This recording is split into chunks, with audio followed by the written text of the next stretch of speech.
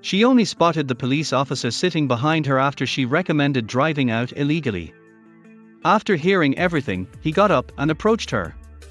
Her heart raced like a gold medalist. "I heard what you just said, and I'd like for you to get into my patrol car, please," he said, stopping in front of her. Jennifer froze. She knew her situation was hopeless.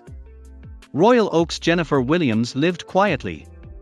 She was old enough to realize that every day was a gift and to appreciate the little things. Since she left most of that to her husband, Francis, the retired woman rarely went out.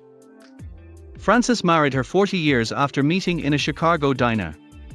Then 30-year-old Jennifer was still a waitress at the place, and Francis was a 42-year-old who happened to stop at the diner by complete chance. First sight, love.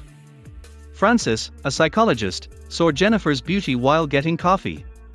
He was divorced, but he knew she was the one. Jen and Frank were thrilled to get engaged 9 months after meeting. After 20 years of marriage, they decided to move out of Chicago to a quieter place for their retirement, Royal Oak, Michigan. Jennifer, 72, and her husband, 84, enjoyed their quiet years. Frank cared for her despite his age. He went grocery shopping weekly while she stayed home. Jennifer had to shop in her husband's car 1 week. She didn't expect to end up in a police car. Frank told Jennifer he was sick 1 week. She knew his age made illness serious. She told him to stay in bed and she would care for him until he could walk again.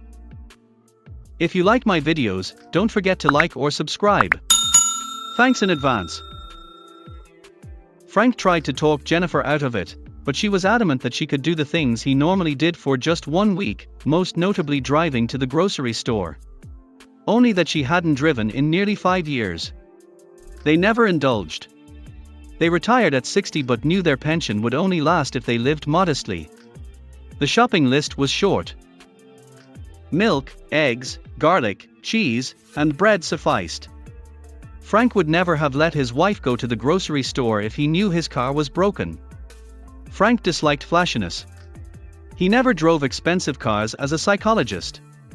He drove a Chevrolet Equinox to live modestly. His nice, reliable car never let him down. He bought a great car, but it had a lot of miles. When he let his wife drive it to the store, he overlooked something. Jennifer got into her husband's car, adjusted the seat, and drove to the grocery store. She noticed something odd after leaving. The car shook violently. Jennifer was new to driving, but she knew no car should behave like that. She drove to the nearest service station to be proactive. She didn't expect the police. A mechanic checked the car 15 minutes later. He nodded as she described road vibrations. He gave her bad news. The mechanic advised her to replace all her tires. But she had a plan. "Can't I just drive out and let my husband handle this? I can't afford for new tires." Mechanic Jennifer suggested. That's illegal. You cannot leave with tires that could endanger you or other drivers." Mechanic said. "Even if it's illegal, I don't have the money, so I'll just have to risk getting caught, won't I?" Jennifer whispered. Unbeknownst to her, someone was listening in. "Please, officer." She begged him, "I don't have enough money for tires." "No, you don't understand. I'll talk to the mechanic, but I want you to wait in my car," he replied bluntly.